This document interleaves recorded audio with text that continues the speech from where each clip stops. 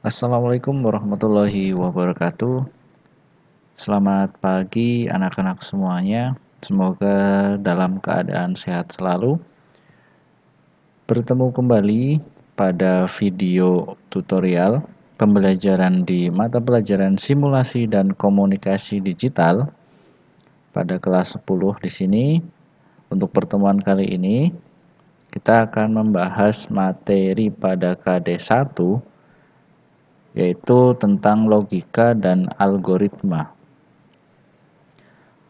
Oke, untuk tujuan pembelajaran pada pertemuan kali ini, yang pertama itu adalah mengamalkan ajaran agama yang dianut dan menguatkan karakter, sikap, rasa ingin tahu dalam pembelajaran logika dan algoritma dalam komputer. Yang kedua, menjelaskan konsep logika dalam komputer.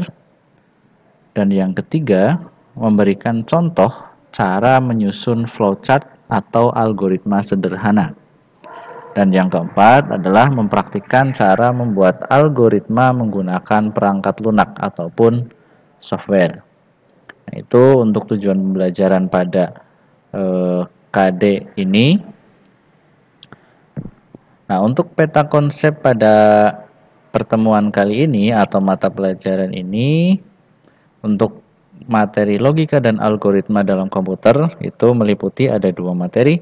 Yang pertama ada logika, kemudian ada algoritma.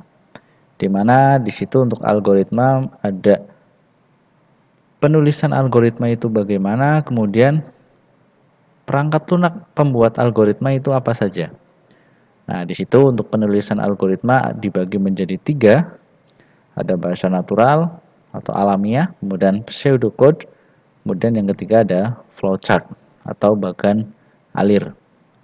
Dan untuk perangkat lunaknya salah satunya adalah Microsoft Visio dan juga ada beberapa software yang sekarang sudah mulai bermunculan untuk bisa membuat algoritma.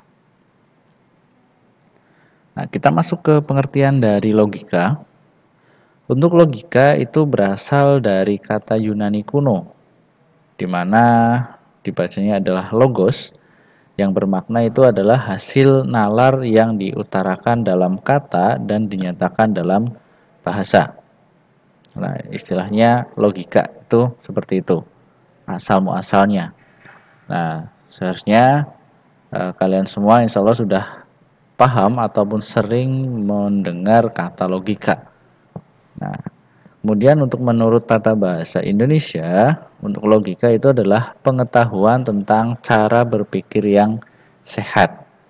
Nah, itu tentang logika kalau dalam bahasa Indonesia. Jadi, untuk pengertian logika itu sendiri adalah ilmu berpikir atau cara berpikir dengan berbagai tindakan yang memiliki tujuan tertentu menurut aturan yang berlaku. Nah, itu pengertian logika. Nah, dalam pembahasan materi ini, logika itu hanya kita gunakan untuk mempelajari bernalar sebagai kecakapan hidup, kemudian bisa berpikir secara lurus, secara tepat, runtut, dan teratur, yang merupakan penerapan logika dalam kehidupan sehari-hari. Nah, itu untuk cakupan materi tentang logika. Selanjutnya, apa manfaat belajar logika? Nah, yang pertama, menjaga supaya kita selalu berpikir benar menggunakan asas-asas sistematis.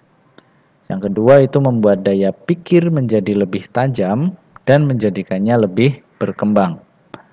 Dan yang ketiga, membuat setiap orang berpikir cermat, objektif, dan efektif dalam berkomunikasi. Dan yang selanjutnya adalah meningkatkan cinta kebenaran dan menghindari kesesatan bernalar. Itu manfaat kita belajar atau mendalami tentang logika.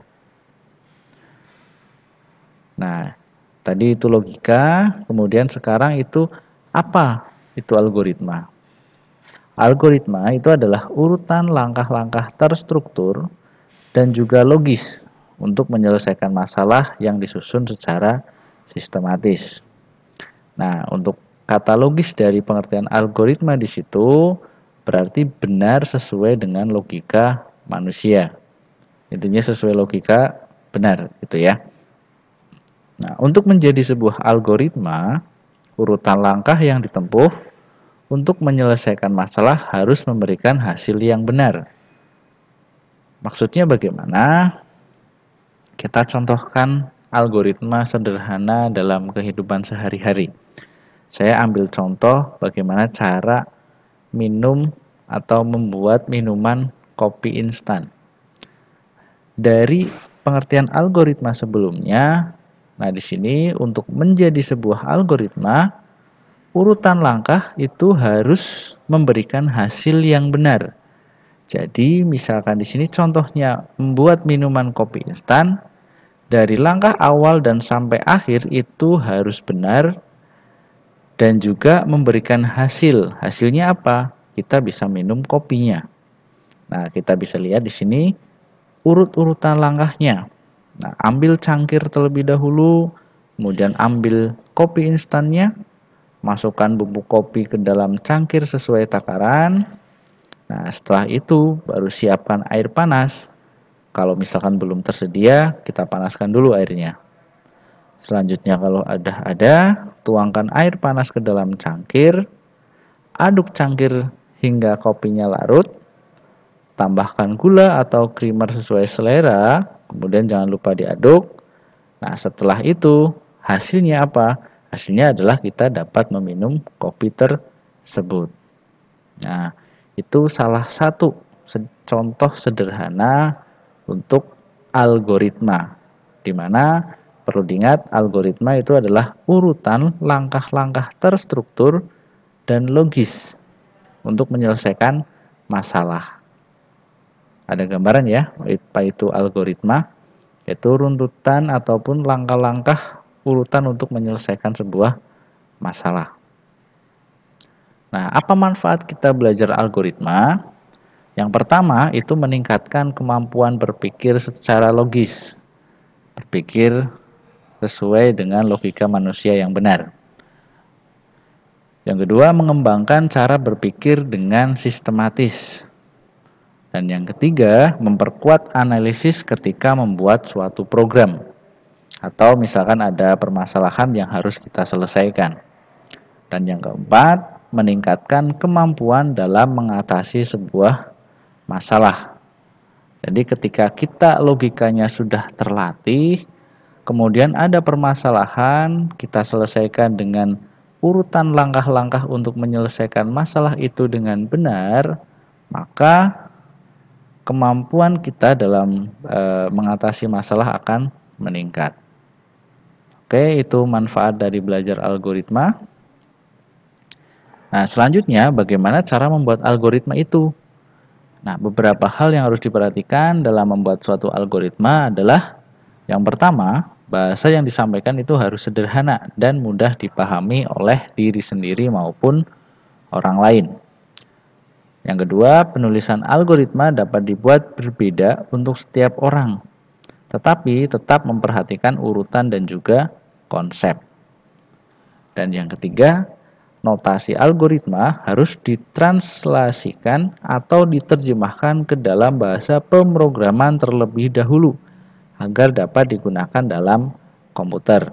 Nah, itu ketika kita akan membuat algoritma ataupun penyelesaian masalah dalam pembuatan suatu program di komputer. Untuk sistematika penulisan algoritma atau bahasa mudahnya, untuk memudahkan kita mengkomunikasikan algoritma, ya, itu ada 3 cara.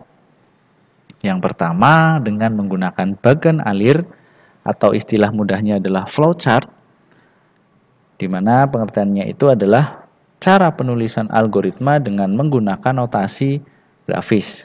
Nanti akan kita bahas di pertemuan selanjutnya ya.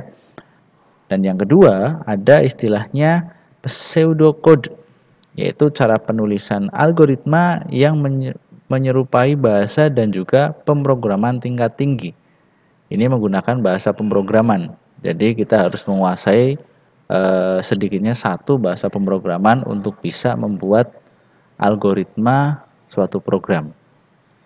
Dan yang ketiga, itu menggunakan bahasa alami atau natural language. Nah, cara penulisan algoritma ini dengan bahasa sehari-hari menggunakan kalimat deskriptif yang jelas dan juga logis. Bebas mau bisa pakai bahasa Indonesia, pakai bahasa Inggris, ataupun yang lainnya, di mana itu merupakan bahasa alami atau yang biasa digunakan sehari-hari. Oke, itu untuk sistematika penulisan algoritma. Nah, untuk pertemuan kali ini sampai di sini dulu. Silahkan nanti untuk materi pada pertemuan kali ini bisa kalian download pada deskripsi video ini secara lengkap. Dan jangan lupa untuk dipelajari semuanya. Ketika ada kesulitan, silahkan juga bisa kalian gunakan internet untuk bisa menambah wawasan dalam mempelajari materi pada pertemuan kali ini. Jaga selalu kesehatan kalian, jangan lupa untuk tetap semangat belajar. Ibadahnya juga jangan sampai lupa ya. Pertemuan kali ini saya cukup sampai di sini.